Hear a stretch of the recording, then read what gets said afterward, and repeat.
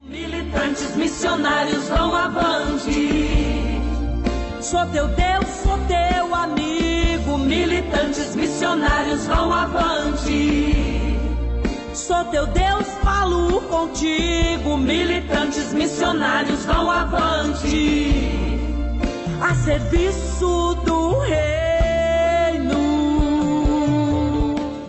Quero louvar a Deus aqui pela vida do reverendo pastor Adão Santos, Miqueias Quebra Tudo, aos meus amigos, times Voz de Trovão, aos cantores aqui, minha amiga lá da Tailândia, a cantora Elisângela.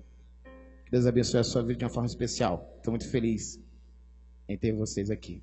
Ao Ediones, que daqui a pouco vai servir a gente com uma poderosa palavra. Meu amigo Júnior Trindade, Deus abençoe a tua vida. Vou embora, mas todos vocês vão no meu coração. Deus abençoe a vida de todos. Fiz uma amizade tremenda aí. Glória a Deus pela vida de vocês. Eu louvo a Deus pela vida de todos que estão aqui nessa noite. Abra sua Bíblia no livro de Atos dos Apóstolos. Atos dos Apóstolos, capítulo número 16. 16, nós iremos ler o versículo 6, 7, 8 e 9. Atos dos Apóstolos, capítulo de número 16, versículos 6, 7, 8 e 9. Glória a Jesus. Bendito seja Deus. Diz assim: E passando pela Frígia e pela província da Galácia, foram impedidos pelo Espírito Santo de anunciar a palavra na Ásia. E quando chegaram a Mísia, intentaram ir para a Bitínia, mas o Espírito não os permitiu. E tendo passado por Mísia, desceram a Troade. E Paulo teve de noite uma visão em que se apresentava um homem da Macedônia e lhe rogou, dizendo: passa a Macedônia e ajude-nos. Pode sentar, por gentileza. Toda vez que eu inicio a pregar, eu sempre faço isso aqui. Quem está aqui nessa noite, que não é evangélico, ou está afastado do caminho do Senhor? Tem alguém? Tem um irmão aqui na frente. Seja bem-vindo. Eu fico mais feliz em pregar tendo você aqui, tá? Queridos, eu quero nessa noite um pouco da sua atenção. Eu tenho um recado rápido de Deus para dar para vocês. A questão aqui é a seguinte: nós conhecemos a história de Paulo, o missionário do Senhor. Sabemos muito bem como foi a sua conversão, como foi que Deus o chamou para uma grande obra. Uma certa vez, em uma viagem missionária, ele com seu colega Silas, eles foram pregar a palavra do Senhor numa viagem. E nós lemos um texto aqui muito conhecido. Já vimos aqui alguns pregadores lendo esse mesmo texto. Eu tenho um pequeno tema para essa mensagem essa noite. E o tema é gritos de socorro e uma chama missionária. Gritos de socorro e uma chama missionária. Nós vemos aqui Paulo, Paulo com seu colega queriam ir para a Ásia. E o Espírito disse: eu não quero que vocês vão para a Ásia. Eles disseram: então nós vamos para a Bitínia. E o Espírito diz: nós não vamos para a Bitínia.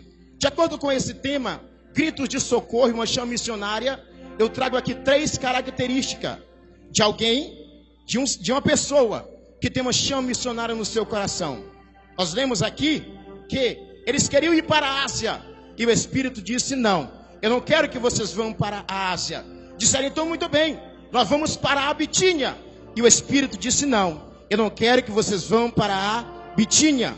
Então a primeira característica de um homem, de uma pessoa que tem uma chama missionária é: ele não consegue fazer a sua própria vontade. Escute só, algumas pessoas, por exemplo, tinham uma vontade de estar lá fora hoje. Algumas pessoas, vontade de ir para banho com os amigos, tipo a pizzaria com colegas, mas a chama missionária do coração dele diz: você não vai com seus colegas para a pizzaria hoje. Você vai ler, você vai buscar a Deus, porque eu vou te encher para você ganhar as almas que estão perdidas. Porque há uma chama missionária no coração de alguém. E a chama missionária, ao falar de chama missionária, eu falo aqui sobre 2 tipos de chama missionária. A primeira chama missionária, ela é acesa por influência da humanidade, influência de pessoas. Aí eu vou pregar porque alguém prega, aí eu vou cantar porque alguém canta, aí eu vou fazer porque alguém faz. Essa chama, ela se apaga fácil. Essa chama tem uma facilidade de se apagar, mas a chama que Deus acende, essa chama não se apaga. A chama que Deus acende, ela não se apaga. Há uma chama de Deus nos nossos corações, e essa chama não se apaga. O inimigo sopra, mas ela não se apaga. Tenta apagar, mas ela não se apaga, porque a chama quem acendeu foi o próprio Deus. A segunda característica de alguém que tem uma chama missionária é: ele consegue ouvir gritos de socorro. Ele consegue ouvir gritos de socorro. Mas tem 2 formas de grito aqui. Há pessoas que gritam literalmente, e todos sabem que elas estão gritando. Mas tem pessoas que gritam só dentro da sua alma, lá dentro de casa, lá dentro do quarto. Eles estão gritando por socorro, mas lá dentro ninguém está percebendo. Mas há alguém que ouve esses gritos de socorro. E eu, lendo a Bíblia, eu entendi que Jesus conseguia ouvir os gritos de socorro. Por exemplo, uma vez ele entrou na cidade de Jericó e havia um homem que estava gritando. Literalmente ele gritava: Jesus, filho de Davi, tem misericórdia de mim. Mas escute só, a Bíblia diz que Jesus parou porque ouviu os gritos daquele homem e curou ele. Mas a Bíblia também disse que um belo dia, um certo dia, Jesus foi para a casa de Jairo. Eu imagino os passos de Jesus, calminho, indo para a casa de Jairo. O que ele ia fazer? Ia curar a filha de Jairo. Porém, havia uma mulher que já fazia 12 anos que ela estava com fluxo de sangue. Ela não gritava literalmente, mas Jesus ouviu o grito daquela mulher e disse: eu vou passar aonde tu está. Eu vou passar para onde? Na mesma rua, no mesmo lugar que tu está. Eu quero dizer para você essa noite que eu não sei a forma que você está vivendo. Eu não sei se você está gritando literalmente, ou a sua vida, a sua alma está gritando por socorro. De uma coisa eu tenho certeza e vou te dizer: Jesus, ele vai te ouvir e você vai voltar para ele. Você vai voltar para Jesus. O teu filho vai voltar para Jesus. Teu pai vai voltar para Jesus. Tua esposa vai voltar para Jesus. Ele vai entrar na tua casa e vai mudar a história de alguém nessa noite lá.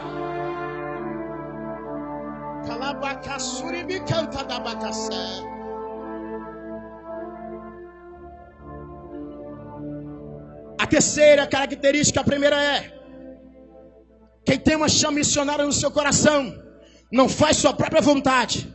A segunda, quem tem a chama missionária, ele consegue ouvir gritos de socorro. A terceira, ele vai. Tem pessoas que ouvem os gritos, mas ele não vai.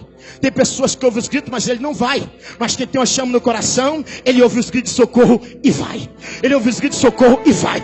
Ele ouve os gritos de socorro e vai. Sabe o que é interessante? Ouvir os gritos de socorro e ir atrás das almas. Porque não adianta somente ouvir os gritos, precisa ir atrás das almas também. Escute só, Jesus vai te ouvir.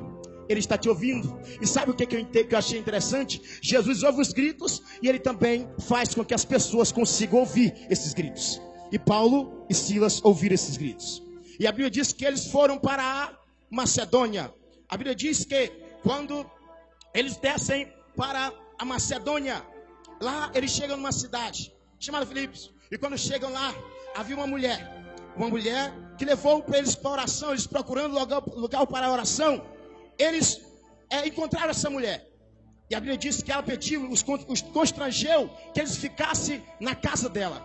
E todos os dias, uma certa mulher, ela gritava, quando via aqueles homens vindo, dizendo: esses homens são servos do Deus Altíssimo. Um belo dia, Paulo estende a mão e expulsa o inimigo daquela mulher. E ela foi liberta. Ela foi liberta. Escute só. A Bíblia diz que ela sendo liberta, a Bíblia diz que os magistrados, as pessoas, servos, soldados, levaram eles para a praça. E lá na praça apresentaram eles para os líderes da cidade. E a questão é a seguinte: esses homens, quando eles levaram eles lá, fizeram para eles duas acusações. A primeira acusação foi: esses homens, sendo judeus, perturbam a nossa cidade. Perturbam a nossa cidade. Foi a primeira acusação. A segunda acusação é: esses homens nos traz costumes que não nos é lícito receber. O que esses homens fizeram? O que esses homens fizeram para perturbar a cidade?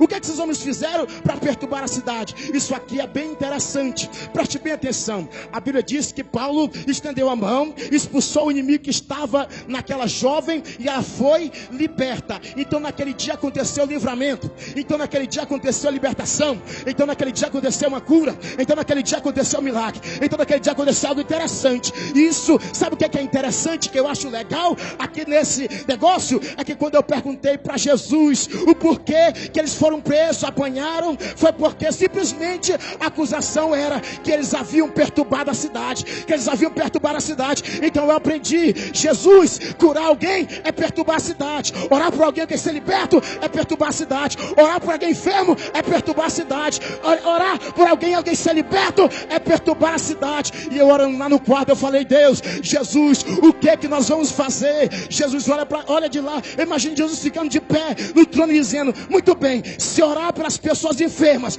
é perturbar a cidade. Se orar pelas pessoas que estão doentes e ela for curada, é perturbar a cidade. Se estender a mão e alguém ser curado, é perturbar a cidade. Segura essa daí que eu vou te falar. Se isso é perturbar a cidade, eu tenho uma palavra: perturbe a cidade. Perturbe a cidade. Perturbe a cidade.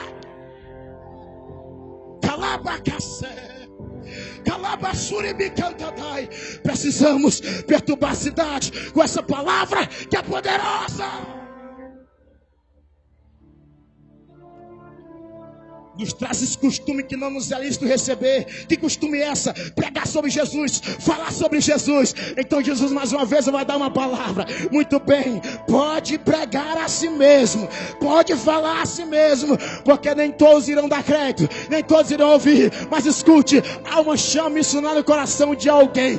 Há uma chama missionária no coração de alguém. E essa chama quem acendeu foi eu. Quem acendeu foi Deus.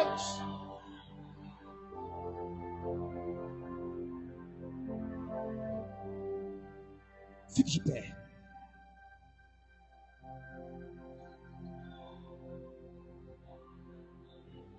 Levaram para a praça, tiraram suas roupas, bateram neles, eles foram presos.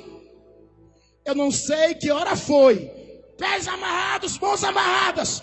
Eu não sei que hora foi que eles começaram a apanhar em praça pública, porque a Bíblia não fala, mas a Bíblia diz que perto da meia-noite eles cantavam e oravam.